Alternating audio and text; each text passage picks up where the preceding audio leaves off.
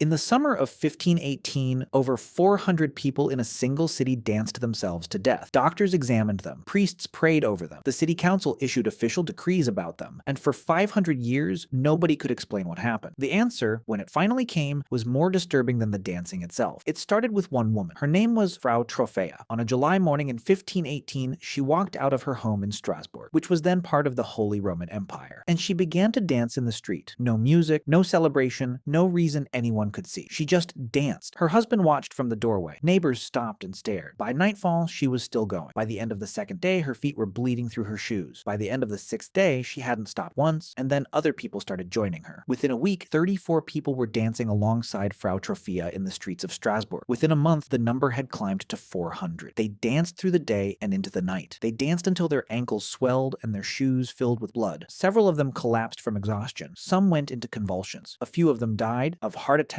strokes, and sheer physical collapse, while still moving their feet. Nobody chose this. That's the part that gets lost. These weren't performers, they weren't protesters, they weren't celebrating anything. Every single person who joined that dance reported the same thing. They couldn't stop. Something had taken hold of their bodies, and their bodies were no longer entirely theirs. The city authorities didn't know what to do, so they did something that from our perspective seems insane. They decided the best cure for compulsive dancing was more dancing. They hired musicians. They cleared out guild halls and a grain market to give the dancers more space. They brought in professional dancers to keep the afflicted company, apparently under the theory that if they had to dance, they should at least dance properly. It made everything worse. The music seemed to accelerate the spread. More people joined, the dancing got more frantic, and the deaths kept coming. At this point, the city brought in physicians to examine the dancers. And here's where it gets strange. The physicians looked at these 400 people convulsing in the streets, bleeding from their feet, dying in front of them, and they concluded it was a natural disease. Caused, they said, by hot blood. Their prescription was rest, and if that failed, more dancing to sweat the hot blood out. It did not work. Eventually, the city reversed course entirely. They banned music. They banned public gatherings. They loaded the worst affected dancers onto wagons and sent them up into the mountains to a shrine dedicated to Saint Vitus, the patron saint of dancers. There, priests performed religious ceremonies over them. Slowly, over the following weeks, the dancing stopped. By September of 1518, it was over. The afflicted recovered. Frau Troffea was never heard from again, and the city of Strasbourg went back to normal, as if none of it had happened. Nobody wrote a satisfying explanation at the time. The hot blood theory faded. The St. Vitus cure got the credit, and the whole episode was quietly filed away as a medieval curiosity. For the next 4 centuries, historians occasionally mentioned it, but nobody took it seriously enough to really dig in. It sounded too strange, too impossible. Surely something was being misreported or exaggerated or lost in translation from 16th century records. Then in 2008, a historian named John Waller spent years going back through every primary source he could find: court records, physician reports, sermon transcripts, municipal decrees. And what he found was that the accounts were not exaggerated. If anything, they had been understated. And Waller came to a conclusion that the medieval physicians, the priests, and every historian since had missed. The dancing plague of 1518 was real. It was not faked. It was not performance. It was not a religious ritual misread by outsiders. 400 people genuinely lost control of their bodies, genuinely could not stop moving, and some of them genuinely danced until they died. But it wasn't caused by hot blood, and it wasn't cured by St. Vitus. It was caused by stress, specifically the kind of stress that breaks a person completely. 1518, Strasbourg was not a good place to be alive. The region had been hammered by famine for 2 consecutive years. Disease was moving through the population. People were watching their children starve while the harvest failed again. The social fabric was fraying. The church, which was supposed to provide comfort, was itself in the middle of the catastrophic rupture that would become the Protestant Reformation. Everything that gave ordinary people a sense of order and safety was simultaneously collapsing. Frau Troffea, Waller argued, almost certainly broke first under the weight of that pressure. Her body translated unbearable psychological stress into uncontrollable physical movement. That part at least has a medical name. It's called a conversion disorder, when the brain, overwhelmed by what it cannot process emotionally, converts that distress into physical symptoms: paralysis, blindness, seizures, uncontrollable movement. But one person doesn't make a play. What happened next was something far stranger, and far more relevant to the world you live in right now. When the people of Strasbourg watched Frau Troffea dancing,